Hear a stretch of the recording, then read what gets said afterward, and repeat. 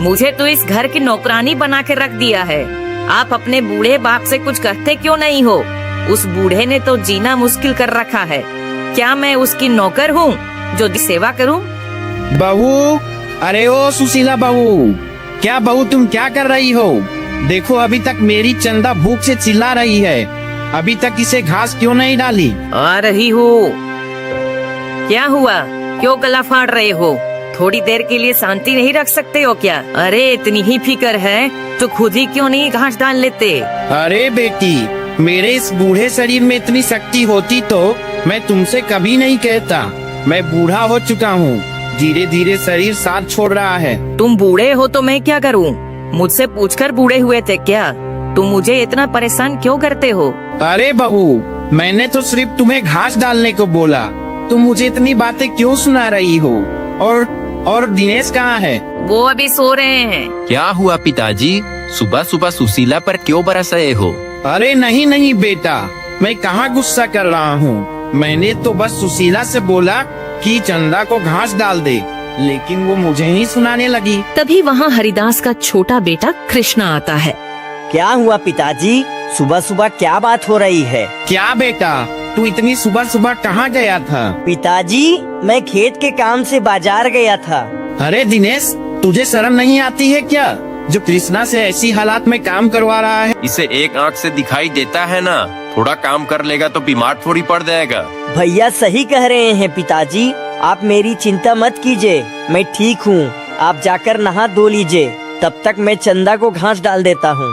हरिदास को अपने छोटे बेटे कृष्णा की बहुत चिंता होती थी, क्योंकि उसका बड़ा बेटा और बहू सुशीला कृष्णा को बिल्कुल भी पसंद नहीं करते थे।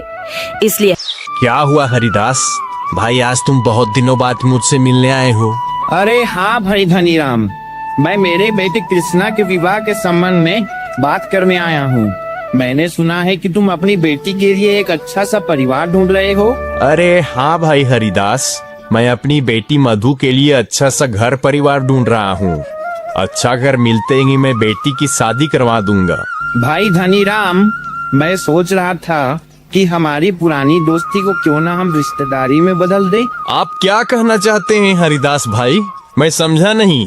अरे भाई धनीराम, तुम अपनी बेटी के लिए अच्छा सा लड़का ढूंढ रहे हो, पर मैं अपने बेटे के लिए अच्छी सी लड़की देख रहा हूँ, तो क्यों ना तुम अपनी बेटी की शादी मेरे बेटे से करा दो। अरे भाई हरिदास, ये तुम क्या कह रहे हो? कहाँ मेरी बेटी मधु और कहाँ तुम्हारा वरकाना बेटा कृष्णा? ऐसा मत बोलो धनीराम, मेरे बेटे में भला क्या कमी है? क्या कमी है ये तुम पूछ रहे हो? उसकी कमी तो पूरा गांव जानता है। तुम्हारा बेटा काना है, भला मैं अपनी सुंदर बेटी का विवाह तुम्हारे काने बेटे से क्यों करूँगा? ये क्या कह रहे हो धनीराम, मैं तुमसे ये नहीं चाहता था। भले ही मेरा बेटा एक आंख से अंधा है, मगर तुम देखना, मैं अपने बेटे का विवाह बहुत बेटा कृष्णा, मैं बस इतना चाहता हूँ कि मेरे जीते जी तेरा विवाह एक अच्छी कन्या से हो जाए।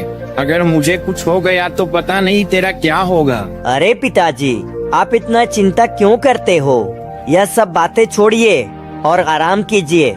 मैं खेतों की अरे आज तुम्हारे पिताजी और कृष्णा की बातें सुनी थी, पता है आज वह काने भाई के लिए लड़की देखने गए थे। अरे ये तुम क्या मजाक कर रही हो? इस काने को अपनी बेटी कौन देगा भला?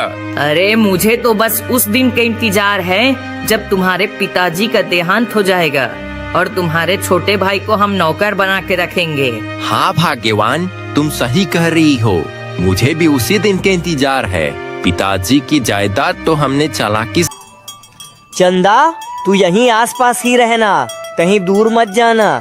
मैं यहीं पर पेड़ के नीचे बैठा हूँ। कृष्णा पेड़ की छांव में आराम कर ही रहा होता है कि तभी उसे किसी औरत की रोने की आवाज सुनाई देती है। अरे अरे, ये किसकी आवाज है रोने की? इतने घने जंगल में भला कौन रो रहा है?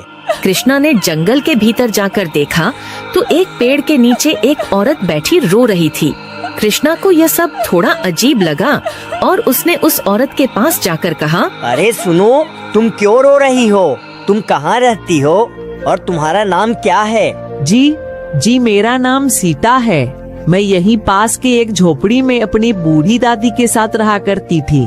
मेरे माता पिता बचपन में ही छोड़कर चले गए और अभी कुछ दिन पहले ही मेरी बूढ़ी दादी भी मुझे इस दुनिया में छोड़कर चली गई।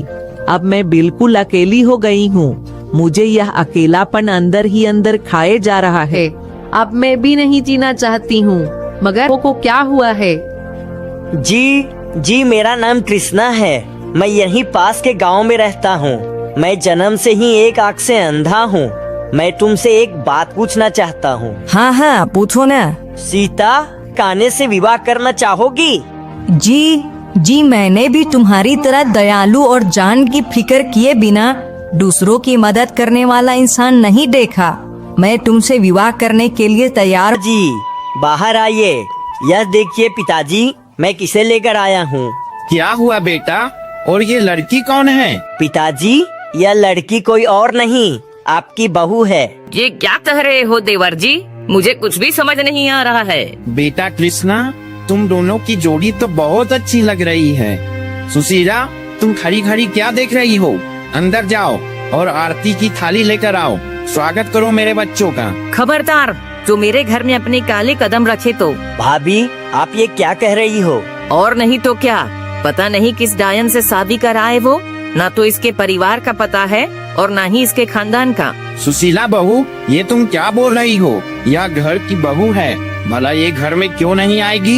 इस घर पर जितना तुम दोनों का हक है उतना ही इन दोनों का भी है। पिताजी, लगता है आप भूल रहे हैं कि आपने आपकी पूरी संपत्ति मेरे नाम कर दी थी। दिनेश, ये तू ठीक नहीं कर रहा है बेटा। मैंने तुझ पर बहुत भरोसा करके सारी संपत्ति तेरे नाम की थी। पिताजी,